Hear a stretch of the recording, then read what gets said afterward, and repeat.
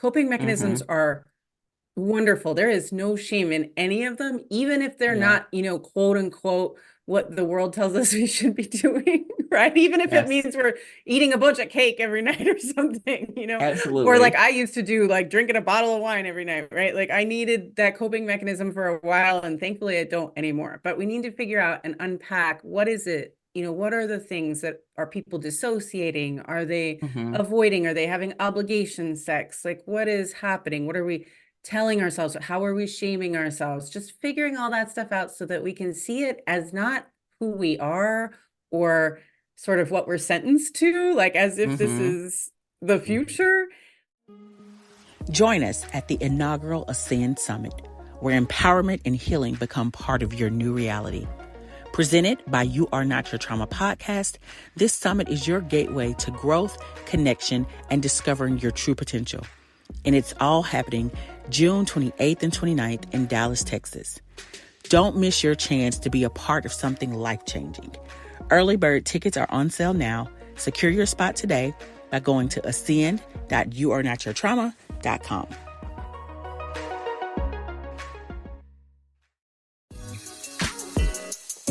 Welcome to the You Are Not Your Trauma podcast, a show that reminds you that you are not alone, your experiences matter, and you are not defined by what you've been through. Each week, you will hear from the host and invited guests who have either personal or professional experience with trauma. They will share their stories and strategies for overcoming past wounds and beginning the journey toward healing and wholeness. Now, here's your host, a gifted speaker, author, coach, and entrepreneur, Harriet M. Harris.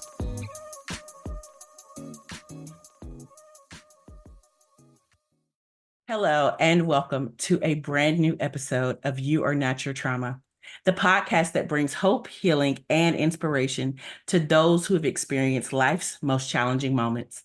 It's here in this place that we peel back the layers of trauma, not just to expose it, but to understand and overcome it. I'm your host, Harriet M. Harris, and I am so glad that you're here today. I hope that this show is an important part of your healing journey. Now, today we're hitting on a sensitive yet critical topic, navigating the path to sexual empowerment and intimacy after experiencing sexual trauma. Now, while intimacy encompasses a broader range of emotional and physical closeness, sexual empowerment specifically involves reclaiming control, confidence, and consent in one's sexual life. Our guest today is an advocate and educator in sexual health who will share both professional insights and personal experiences to help listeners distinguish between sex and intimacy and explore how we can rebuild and empower their sexual identity post-trauma. Now, this episode promises to offer an open, respectful discussion on overcoming the barriers to sexual empowerment and embracing a healthy, consensual sexual relationship as a part of the healing journey. Now, joining me today is Laura Jurgens. She is a somatic sex and relationship coach who, as I mentioned before, specializes in helping individuals rebuild and empower their sexual identity. Laura, welcome to the show. Thank you so much for being here today. Thanks so much for having me, Harriet. Absolutely. Now, before we dive into our main discussion, could you share a bit about what you do and how you began your journey in this field? Well, you begin wherever you're at. So Okay. you're going to begin wherever you're at. I But love it. yeah, so how I begin working with people, is really trying Mhm. to figure out where they're at and Mm, helping them, where are my sticking points? mhm, What is feeling most painful for me? What am I trying to ignore? What are the habits and mm, coping mechanisms that I've learned that have, hey, we need those. Coping mechanisms mhm. are wonderful. There is no shame in any of them, even if they're Yeah. not, quote unquote, what the world tells us we should be doing, right? Even if it Yes. means we're eating a bunch of cake every night or something. Or like Absolutely. I used to do, like drinking a bottle of wine every night, right? Like I needed that coping mechanism for a while, and thankfully I don't anymore. But we need to figure out and unpack what is it, what are the things that are people dissociating? Are they Mm-hmm. avoiding? Are they having obligation sex? Like, what is happening? What are we telling ourselves? How are we shaming ourselves? Just figuring all that stuff out so that we can see it as not who we are or sort of what we're sentenced to, like as if this Mm-hmm. is the future, but just where we are right now and the ways that we have up until this point figured out how to kind of deal with our trauma, and then looking at how we might want to heal, right? How we might want to Okay. grow beyond Yeah. those kinds of things. What is possible for us? So a lot of times I start with people in just trying to imagine what might be possible for them, because so Okay. much of the time we don't even know. We tell ourselves nothing more than what we've Yeah, got is possible for us, but that's that's not true. true. Absolutely. I agree. Now, can you tell us a little bit more about what a somatic sex and relationship coach is? Yes, right? Because who the hell knows what that is? We need So details. we'll break it down. So somatic just means body, right? This Okay. is body based. So when we talk about somatic work or somatic healing, we're not talking about just going to see a therapist where you're going to sit and Mm-hmm. talk the whole Right. time. And so that's the distinction is, are we going to work with emotions and trauma where it is held, which is in our bodies? And so Mm-hmm. somatic work is work that helps us feel emotions in our bodies or helps us experience our experience in our physical self in order to Mm. help release some of that trauma that we know now from all the research is trauma is really stored in the body. So that's the Correct. somatic part. And Okay. then so then I also do intimacy, both emotional, like you mentioned, and Mm-hmm. also physical intimacy work. Um, Helping people really play. And we don't have to do, so my practice is all clothes on, there's no genital touching, Right. but we do play physically. So um, we might play with touch on an arm, right? Like what kind Mm. do I like? When does my body want to invite that? When does it want to say no? Wow. Where are my boundaries? Where are my physical boundaries here? How does that influence with my emotional boundaries? So we're really getting into the body and really being present together to figure out what needs to be healed and how to do Mm. that together in relationship. Oh, wow. Nice. Well, that's very interesting. I think it'll be, this is going to be a great conversation. I really, really am excited about it. But before we dive into that, we're going to take a quick commercial break, and we will be right back. So stay tuned. Imagine having resources at your fingertips that support you through every step of your healing journey. That's exactly what you'll get with the You Are Not Your Trauma app. Access guided meditations that find your peace, read inspiring stories that resonate with your experiences, and join a community that truly understands. But that's not all. Dive into the Healing Chronicles and participate in community challenges. It's more than an app. It's a companion on your journey of self-discovery and healing. Download the You Are Not Your Trauma app today and join a community where your story matters and your healing journey is honored. Find us on the App Store and Google Play Store. Your journey to healing starts now. And we're back. So welcome back, everyone. We're going to jump right in. So, Laura, let's start by defining what sexual empowerment looks like, especially for someone who has survived sexual trauma. Absolutely. Well, there's going to be different flavor for everybody depending on what they really like and Okay. what they're excited about. But part of it is figuring out what that is. Mm-hmm. Knowing what you really like is something that oftentimes those of us who have had trauma are not super aware of. We might Mm-hmm. be kind of going through the motions. We might be performing in some ways for other people, or even just to try to tell ourselves that it's normal, but we might not really know what feels really good to us. So that's a Right. big thing about sexual empowerment is, do you know what you love and have you Mm-hmm. claimed it, right? Have you Mm. decided this is okay. Not only is it okay, it is awesome, is great. And I get to experience this type of pleasure in my body because this is what I want, right? So you Right. claim Yeah. it, you know it, you claim it, you can say it to other people. So you can get it out through that what oftentimes happens, we have a big lump in our throats, right? Mm-hmm. We can't get Yeah. it out. That used to happen to me a lot. And so opening that up so that you're able to say it. So knowing, claiming, saying, and then also how we move through the world feeling more safe. Are Mm. we empowered enough to move through the world feeling like I have my own back? I'm not going to give myself a hard time. I am in connection with my body. Like my relationship with my body is healed because that Mm. is a really big part of safety is feeling safe in your own Yeah. body and feeling like you don't betray your body and your body doesn't betray you, Mm. that Okay. you're on the same team, right? So that's a Okay. big part of safety. Am I on the same team as my body? And then My do body. I Okay. do I know how to hold my own boundaries, Mm. and am I able to relax and release some of the hypervigilance, so that I can actually feel feelings in my body, feel emotions in my body, and rather than be dissociated. So those are all kind of the pillars of sexual empowerment. Okay. Now, I want to kind of circle back. You said that that you want to know it, know what you like. Now, for people who have experienced like childhood trauma and childhood sexual trauma, right? So they never really got an opportunity to Mhm. determine what they like. What kind of guidance would you give someone who has that experience? Yeah, well, it's happened to a lot of people, and it happened to Mm-hmm. me. And Me too. it's happened to a lot of my clients. Yeah. Right. And that really sucks for all of us, right? Yes. But it's also your your own sexuality is yours, and it's there.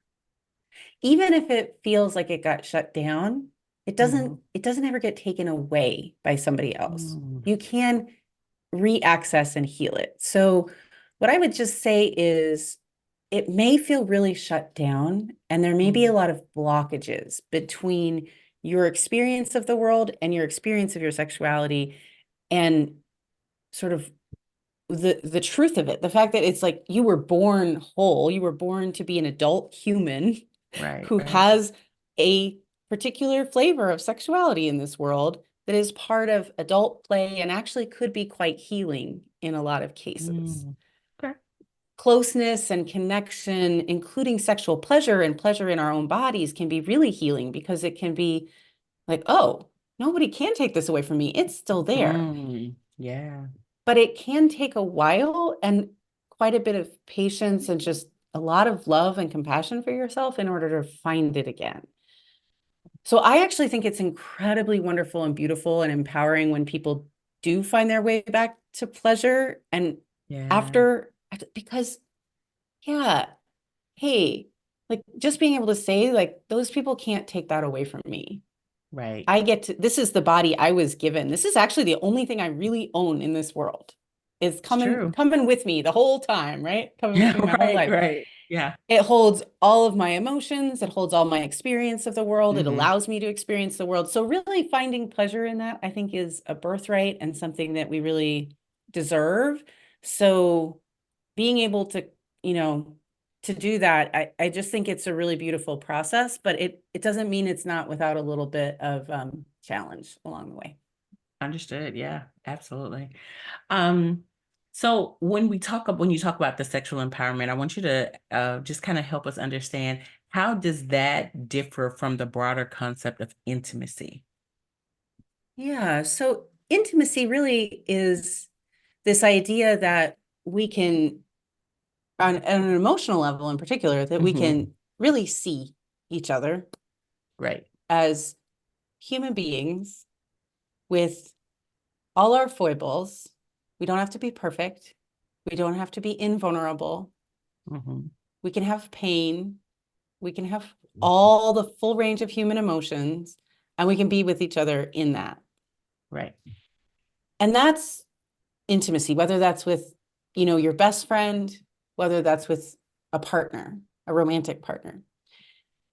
And then when we talk about physical intimacy, it's really kind of the physical equivalent of that in a lot of ways. Right. It's you can not just see me, but now you can touch me. And Mm, you can touch who I am, not just my physical body, but kind of, I can allow you to to offer touch to me in a way that I like. I can allow right, myself right. to receive touch from you in a way that I like.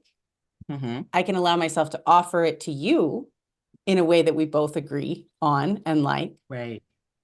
and so it really requires this fun and really requires consent, right? Yes. Because without the consent of this is happening in a way that I like, that I invite, then there's no Mm-hmm. intimacy. There's no physical intimacy. It's just an act that's happening. And if there's not connection and um, it's not consent based, and I mean explicitly consent based, not like, oh, I said it's okay, but now I'm just tolerating it because I'm used to Mm-hmm. not consenting and nobody ever actually asking me. And I've decided that my body and me, I don't even deserve that process.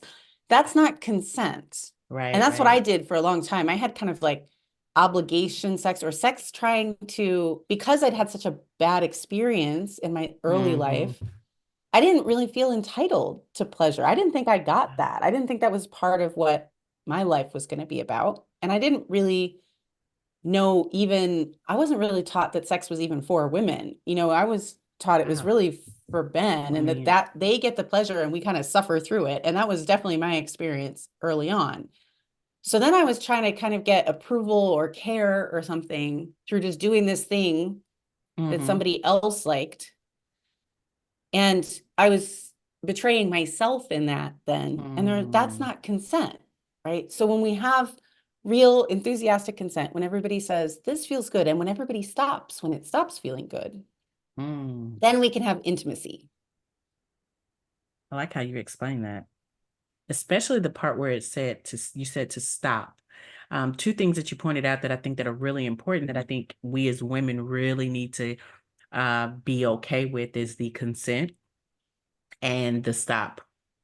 I think we need to be more Mhm. comfortable with that concept, with being able, like being willing to say it and not, as you mentioned, the Yeah. obligation sex. Yeah. Like, Like, I'm okay, done for now. That was great. Thank yeah, you. I really enjoyed this makeout session. And that's all I want right now. right, absolutely, That's right. part of consent and intimacy. And there's this idea in culture that somehow that means that you're like a tease. And there Mhm, creates this cultural shame for women around stop. Like, if we start, we somehow have to finish this thing, as mhm, if he does not have a hand, as if he does exactly, not have like some other like opportunities to take care of himself. Like, this is an adult human being who can take care of exactly, themselves. We do exactly. not we're not on the hook. And also, it's totally fine and lovely. What's wrong with a makeout session, right? There's Exactly. nothing like that's lovely. You are always at choice. And the more we respect ourselves, the more other people in our lives respect us too.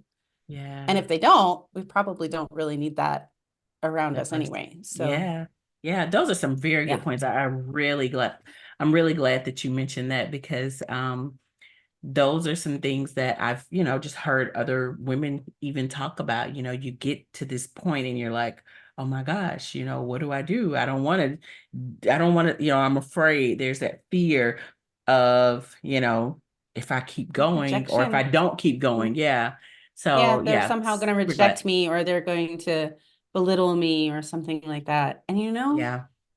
if they really can't handle that you have some good, solid boundaries and you know what you like in this moment and you know what your pace is and you know when you're ready for Hmm. something and when you're not, then that's not the right person for you anyway, you Absolutely. know?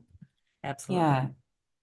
Now, many survivors struggle with the idea of sex after trauma, especially after a sexual trauma.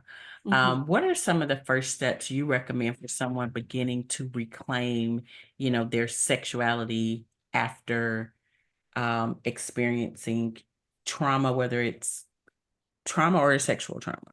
Just, Yeah. Yeah. Yeah. There can be other kinds of trauma that shut down our sexuality too. mm-hmm, I think one of the things is real permission to just say no to whatever you need to say no to for a while, and that mm-hmm, doesn't mean you're always going to say no, but we need more than anything else, we need permission to find our own voice Yes. Okay. and to claim our own yes and no. And in order to have space to do that, sometimes we actually need to say no to everything for a while and figure out, then be able to listen to ourselves to hear what we're a yes to. So that may mean, okay, so there's no like insertion style sex for a while, right? Or whatever your trauma was, maybe nothing related to that for a little while, like just take it off the table. Yeah. And Yeah. that doesn't mean you can't still have a really nice connection with your partner. That doesn't mean you can't still have a really good time, but in the service of long-term intimacy and long-term healing, you do sometimes need to actually take a step back and give yourself some permission so that you can get rid of the shoulds that are in there. Like, I should be able to do this. I should, like, those things are toxic and they will it's like tear you down. Yeah. So you got to get rid of the shoulds, but the only way to do that is to take, just take some time, take a break, right? Because there's a lot of steps and you're going to have to learn how to listen to yourself. You're going to have to learn how to like listen to what's true in your body and really honor it, and to really slow down and to really practice consent, like 110% consent. You need to be so on board before anything happens. Yeah. Right. And you need to train your partner, if you have a partner who's sort of hanging out with you through this process, right?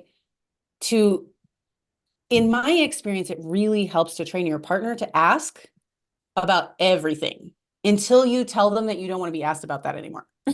I like that. And I love being asked. It really is sexy to me anyway. So if my husband comes up and says, can I kiss the back of your neck? I like that. I'm like, oh. And then I get to kind of anticipate it, when but sometimes I don't want him to. I'm like in the middle of composing an email and I don't want to kiss the back of my neck. And so I need to be able to say, not right now, hun. And, now it's not a trauma response anymore. Now I'm not like, no. Correct. Yes. But I was for a little while, and I had to say, I'm sorry, sometimes that's what's going to happen. I'm like actually diving into my trauma and I'm processing it. And sometimes I'm going to have like a recoil. And honey, it is not a rejection of you. You did not do any of these things to me. Yeah. But I want you to know that sometimes my body is responding that way. And so you can have a loving conversation with your partner, but just asking for them to ask, do you want a hug right now? And giving yourself permission to always say no, I think is harder than anything. Yes. Yes, it Giving is. yourself permission to say, actually, I don't want a hug right now, right? Even if it's like your grandma, like sometimes you're just like, oh, I'm just not feeling it right now. You need to be able to say, I love you, and I just don't feel like being touched right now. I love that you have given these very specific examples, about the communication, because that is, I think, one of the things that we fail to do. Like we talked about consent early on, but the communication part of it, I think, is so important because it helps people on both sides, right?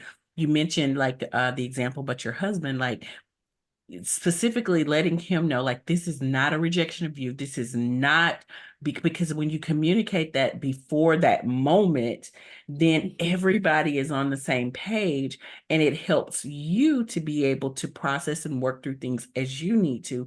But it also helps your partner process and understand, hey, this isn't personal.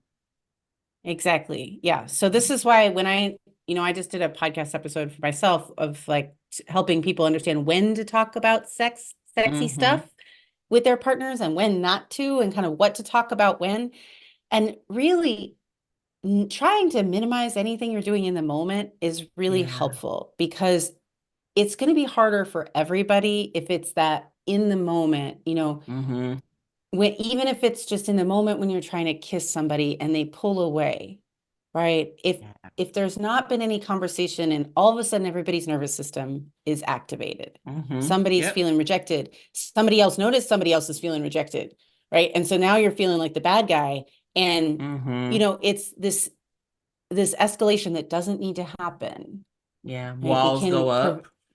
Yep, the walls go up and we start defending and they start defending and everybody's just hurt. Yeah, right? And yeah, we're hurting each other in a way that we don't need to. yeah. If we instead really open up and say, I really need some support around this because this is really hard for me and vulnerable, and I care about you. I don't want to hurt you.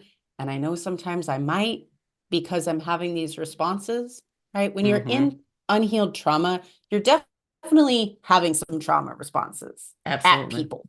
Yes. And they can be hard for those people. And then they're hard for you because you see yourself hurting somebody that you care about. And the whole thing feels like a trap, Yeah. right? But it's okay. It's a trauma response. It doesn't mean there's anything wrong with you. In Yeah. fact, it's actually all the right things, right? The body is Right. just doing what it's supposed to be doing. But we can kind of de-escalate by learning how to ask for what we need. And sometimes you need help figuring that stuff out and just practicing. So that's what I do with a lot of clients is I actually practice having those conversations Oh, nice. so that people feel calm going into it with their loved one. Because they can have it with me, low stakes. They can say whatever they want to me and it Yeah, doesn't yeah, stress them yeah. out as much, right? Because we're not Right. in that partnership. Yes. So we can practice that, and I could say, oh yeah, if that was me, that might hit me kind of, let's try it, or you can kind of rewind and try it again. And Perspective so that you can, sometimes, yeah. yeah, sometimes having somebody to do that with can be really helpful. Yeah, I think that's great. I just want to know, like, I wish someone like you were available when I was realizing that, there was some leftover, stuff, I would say, that I hadn't figured out, because these are such great points that you're making. And I'm, very hopeful and very excited that it's going to help our listeners out there who may be experiencing some of these things. So, Laura, Yeah. how Yeah. can survivors work through the feelings of guilt or shame that often accompany sexual trauma when they're approaching new intimate relationships? Yeah. Yeah. So there are a lot of it's usually shame. So shame is like the worst one, right? Because shame is the Mm, one that says, I am bad for this, or I'm unacceptable. Guilt, I actually love guilt. Guilt is such a better option. Guilt is the one that's like, oh, I should have, I think I could have showed up better in that situation, or I would like to do better next time. mm, Where we feel sort of bad or like kind of a chagrin. We feel a little bit embarrassed, but it's the kind of embarrassment that lets us show up better next time. Shame mm, is the one that we tend to have with survivors, and it's an internalized, it's saying that we are bad, and it's saying there's something wrong with us, or we're unacceptable, or we're unworthy in some sort of way. And it is the kind of emotion that it makes us want to hide and sort of stay in the dark and not show anybody, and try to cover mhm. it up with whatever we can, Yep. distractions or consuming something or whatever. And it's so insidious, and it's not ever true. You're not Mm, unacceptable. You're not a bad person. And if things happen to you that were really awful, it's mhm. not your fault. Yeah. Even if you were just a little silly or dumb or naive or whatever, you still didn't deserve any of that. So Yeah. really, so I teach some ways to release shame. And one of the most important ones is actually bringing it out into the light Mm, because it wants us to hide. So yeah. actually telling someone and having them not run away from you is magical. When you say, I feel so much shame about this thing, Mhm. and somebody stays with you and says, yeah, I hear that. It's okay. You know, actually just having somebody not reject us in our shame is really, Mhm. really important. So that's something I Yeah. do with clients all the time. And um, yeah, I have a whole episode on it, actually, releasing shame. And I do, but there are various different steps, and they take some time. But if you can find somebody who's a trusted person, you don't want to just like Yeah. throw your shame on anybody because not everybody has Correct. capacity to be with you. in it, Absolutely. and people won't necessarily understand. They'll be like, oh, that's no big deal, like whatever. And then they'll like, or there'll be somebody who just has their own stuff to deal with and is just not Mhm. capable. So you want to make sure it's a trusted person that you've Absolutely. vetted them in the process, like checked out whether they can handle like little tidbits, right? Before you Mhm. drop the big one on them. Yeah, And, yeah, like, oh, you try it out, try out little things with somebody to yeah. see how they handle it. And then, see if they're open to listening to something, and then let them know. Don't ambush people with your shame share, right? Let them know that you have something sensitive and it's hard for you to talk about. Or go see a professional, right? Like a coach, like Yeah, me, or a therapist, or somebody where you can correct. share that in a space where you won't be judged for it. And then a lot of it is going to be a lot of working through shame is also just starting to get curious about why you have that shame. Where did it come Mm, from? yeah. Chances are it was some sort of social messaging that you got from culture, from media, from religion, from Mm, family, from school bullies somewhere, right? Or yeah, even from that's true. perpetrators. Why are we Mm. believing their shit, right? So Oh, there's yeah. You said a I don't know mouthful if I can there. swear. I don't know if I can swear on here, but you can Ooh, edit that out if you need to. But fine. we can sometimes be internalizing stuff that they said to us Yeah. and believing that, oh my gosh, Mm-hmm. over something, like a caring person would say to us. So Yeah. we want to get curious about where did these messages come from that we're believing, and stop believing our own thoughts so much. Just because Yes, your brain goodness. tells you that there's something shameful about you doesn't mean it's true. Correct. So we need to actually take all that blame and put it back where it belongs. We need to give it away, like just like body shame, right? If somebody's saying, I'm not okay because of my shape, right? Right, I'm not right. okay. My arms should fit into those tiny, tiny little shirts. Like I can't ever fit it my arms into. Um, the world is telling me that I'm supposed to be tiny as a woman, and I can give that back and say, hey, you know what? That's actually not mine, and I don't really believe that. I'm not Mm-hmm. going to hold on to it anymore and feel ashamed Yeah, about that. I'm going to give it back. yeah. And we can do the same thing with all these messages around any sort of um, sexual trauma, shame. Oh, I love that.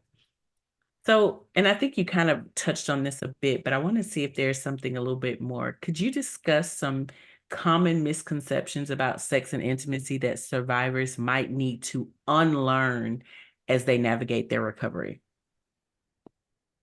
Well, we touched a little bit on obligation. So you are Correct. under no obligation ever to have any sort of sexual encounter, any sort of activity with anyone. You never have to have sex again in your life if you don't want to, and you will still Right. be a fine, wonderful, beautiful human being. Absolutely. So if you like, you need to be at choice. So that's a misconception, is that somehow there's something wrong with us if Mm-hmm. you're experiencing like low libido or being just turned off around sex. There's nothing wrong with you. It's a totally healthy response to a really unhealthy situation that you were put into. You don't have to stay there forever, but you're also entitled to if you want to, Right. So I think that's really important to give ourselves permission. Mm-hmm. Other misconceptions are that, that you're kind of broken or something. You're not broken. People don't become broken. It's just not how it works. There may be some things that are really challenging and that you need to work through and that you need to release and that you Yeah. need to reclaim. Yeah. But none of that means that you're broken. So that's not true. And you can find even more joy. I think you can even have better sex than people. This is going to be a controversial statement, than people who didn't ever have to go through that healing journey. Because a Mm. lot of people won't ever really look that hard inside and figure out what it is that really works for them, what it is that they really want. A lot of people won't ever give them themselves that permission to Yeah. discovery. And so it's not a good thing that this stuff happened to us, but we can actually turn it into a strength in a lot of Yeah. ways Okay. if we go through that healing journey, we wind up on the other side. Like I have a capacity now to help people that I would have never had this stuff not happen to me. I don't Yes. wish that it happened to me on my little girl self, Yeah. but at this point in my life, would I give it back? No, I wouldn't, because I can connect with people now. I can help people now, and I have pleasure in my Absolutely. life as an adult for the rest of my life. And that was just one point in time, and it's over. Correct. So I think there, knowing that it can be over, right? That we don't have to I don't have flashbacks anymore. Like I don't have PTSD anymore. I did for decades. Right. But it is possible to heal. I think that's another misconception. And you also Okay. don't have to be into everything, right? Like it's okay to have boundaries and it's okay to have preferences.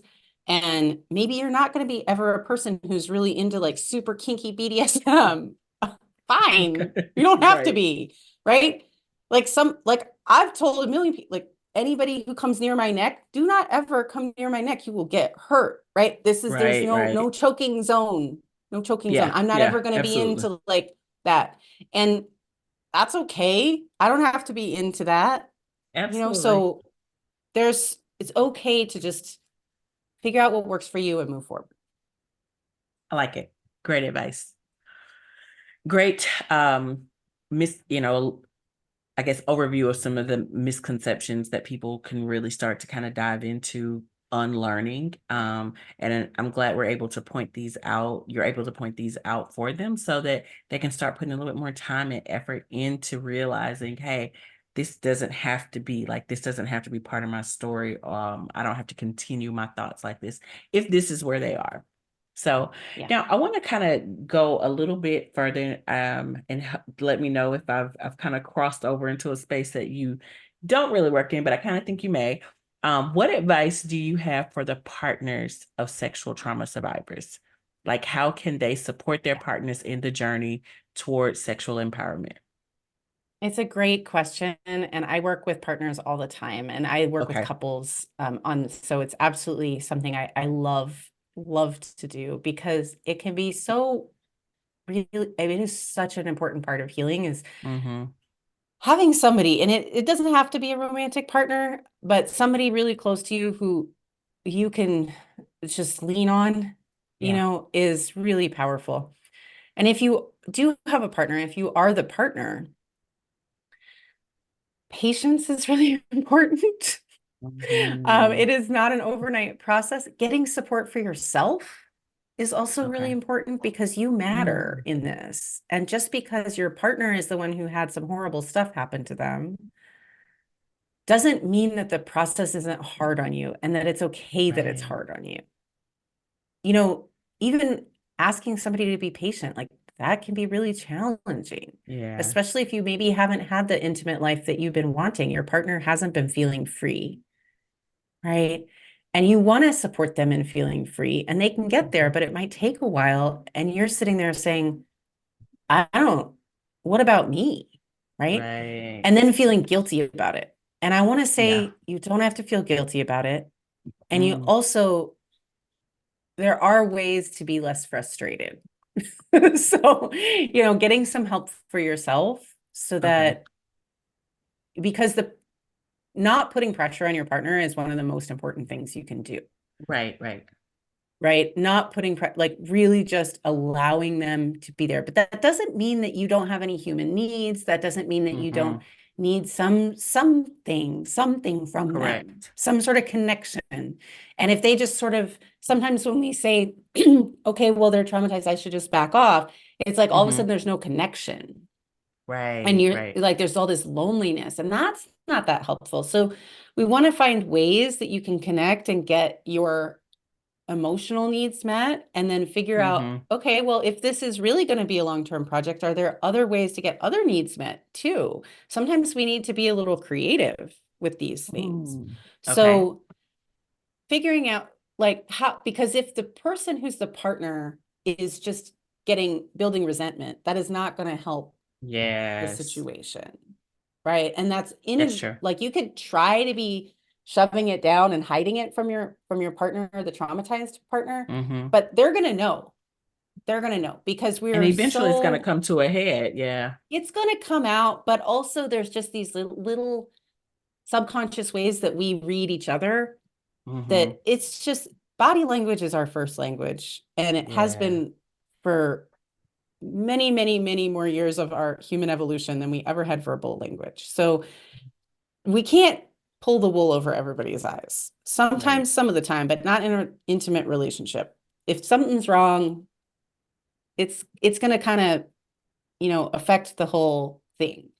Oh, yeah. So taking care of yourself is really important. And then, seeing, doing that so that you can also be patient and so that you can not be pressuring your partner is really important too. And any unconditional love is really powerful. So if you can get into that space, but we can only get into that Mm-hmm. space when we have filled our own cups too. Yeah. So making sure that we're resourced enough to do that. Yeah. So a lot of when you are working with trauma survivors, do you often have the partners to participate? Is that like part of what you do? Yeah, we can. Absolutely. Like at some Nice. point in the process, oftentimes that's really helpful. Okay. Yeah. That's a great support. hmm Okay. Yeah, just and also that way we can help check everybody's energy and make sure that, the partner is able, because sometimes the sexual energy of a partner can actually Mm-hmm. feel inadvertently scary to a traumatized Mm, person, even when that yeah. person is a safe person. When they get aroused, for example, they might not feel as safe. And so we can practice also helping them know how to keep their sexual energy like for themselves so that it fills them up and they feel great, but it's not sort of spilling out in a way that feels a little bit Mm. scary to somebody who Oh, might be a wow. sexual trauma survivor. So Okay. there's a lot of things we can do. And we can also practice with, just like touch and consent and sort of how Mm-hmm. do you like to be asked and how do we do it in a way that keeps it sexy, right? So everybody Yeah. feels good instead of sort of it feels all weird and clunky. And so we can practice with all that stuff so that it just sort of feels more natural and comfortable and keeps everybody's nervous system on the calm side of things. Yeah. Yeah, I really like the question. So that's something that I wrote down because I'm like, I think that is super important. It's the questions, that communication, that open communication and talking. So for those who are listening, if we want to support our partners who've been involved with um sexual trauma, or any trauma, and they're having issues with the sexual part of the intimacy, um, then Laura has given us some great tips. Patience for one, support for yourself, because it is okay that that the process is hard on you. Don't feel guilty. Being sure to take care of yourself, and then unconditional love for your partner. And even as a bonus, maybe participating in some sort of therapy with your partner could also be very helpful. So thank you for those, Laura. I appreciate it. Yeah, my pleasure. This has been so great. Like, I feel like there's so much more to uncover in this space, but for time's sake, we're gonna take a quick pause here for a short commercial break. And when we return, we're gonna wrap up this conversation with Laura, and she's gonna give us her final thoughts. So stay with us.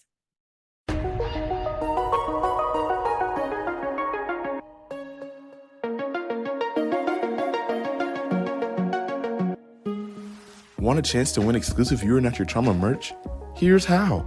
Leave a rating and a review on your favorite podcast platform and share your thoughts with us. It helps us reach more listeners who may also be seeking healing and growth. Once you left your feedback, visit feedback.youarenotyourtrauma.com to let us know you've entered by entering your info and the word feedback in the message section. You could be a lucky winner. Now stay tuned for today's inspiring episode, and thank you for being a part of the You Are Not Your Trauma community.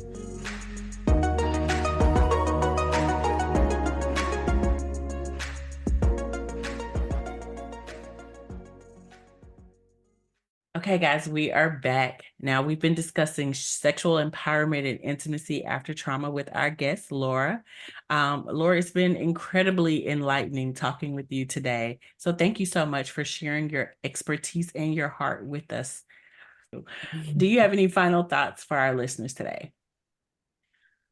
I think the big thing I just would like to say for everyone is, taking action is really worth it. We can sometimes sit in our trauma for a really long time, and that's the biggest regret I have is not finding the help I needed earlier and just sort of suffering and thinking that I should just get better or that I should be different, but I wasn't, and I tried all these really traditional sort of going to see traditional therapists, and it really didn't work for me. And to be honest, I don't think traditional talk therapy, I spent years and years in traditional talk therapy, and I felt like I walked out more traumatized than I was before. I went in and I just sort of, it was like talking to a brick wall, and I never changed my story, and I didn't get much like movement on things. So I really support, I really suggest that people look to more somatic therapies to help move these things through your body and really do take action. And, it is totally possible for you to heal. So you don't need to be in that space any longer than necessary. Absolutely. It's definitely important to get out of that space. And Laura, you mentioned your podcast. You mentioned a couple of different episodes. One specifically, you said releasing shame, and there was another one I can't recall. But tell us about I your think it was talking like when to talk to your partner about sexy stuff and when not to, and how to do that. Yeah. So there's a little bit of tips and some language in there too. Yeah, my podcast is called Sex Help for Smart People. I like that. And yeah, it's I think a lot of us are we don't need stuff dumbed down for us, right? Like we need the actual information, and we want the background, we want the why. We want to know why, not just, this 400th article on this new sexual positions or something from Cosmo. It's like, that's not really that helpful. It's not very good information. So I'm just, there's a place to debunk any sort of social myths. There's a lot of bad information out there about sex, and there's a lot of people who don't know anything giving advice to people who are looking for sincere help. We're, I'm going to start bringing in some experts, but a lot of it is just setting foundations for emotional intimacy as well as physical intimacy. Yeah. Wonderful. Okay, well, thank you so much. So we do have Laura's podcast is Sex Help for Smart People. And where can we find that podcast? Anywhere you find your podcast. So Apple Podcast, Spotify, YouTube, all those things. Okay, wonderful. All right. Well, thank you again so much, Laura, for joining today. Thank you for all of the insights that you've shared with us. Thank you for just helping us to just find ways to work through the trauma that we've experienced and to find a different path to take. You've given some great tips, especially the communication, the consent, tips for our partners. So thank you so much for that. Now, as we close today, I want everyone to remember this. Empowerment really begins when you embrace your own narrative with compassion and courage. Now, to each of our listeners, thank you so much for tuning in to this week's episode of You Are Not Your Trauma podcast. Your presence is a vital part of this collective journey. Now, if you found this episode helpful, please don't forget to share it with someone who can benefit from the wonderful information that Laura has shared with us. Also, be sure to subscribe, rate, and review the show. You can check out the website, www.youarenotyourtrauma.com, to leave feedback, request to be a guest on the show, subscribe to the show, get information on show guests, or to get information about advertising on You Are Not Your Trauma podcast. You can connect with You Are Not Your Trauma podcast on Facebook, Instagram, TikTok, at You Are Not Your Trauma podcast. And if you have a story to share, please feel free to email me at contact@harrietmharris.com. And also, don't forget to download the You Are Not Your Trauma app for more resources and community support. It's a fantastic tool to accompany you on your healing journey. Now, it is available in the Google Play Store and the Apple App Store. And if you need additional resources to aid you in your journey of healing and self-discovery, I encourage you to download the You Are Not Your Trauma resource guide, available through the app or by visiting resourceguide.youarenotyourtrauma.com. And you all know that I've been sharing that we have the upcoming Ascend Healing Summit that is happening June 28th and 29th right here in Dallas, Texas. We will have a wonderful time. It is going to be a transformative event. We have a group of amazing speakers that are coming out. We'll have breakout sessions as well as panels and a resource fair. So be sure to go out and learn more about the summit at ascend.youarenotyourtrauma.com. Now, until next time, keep walking your path, keep rediscovering yourself, and remember that you are not your trauma. Bye-bye.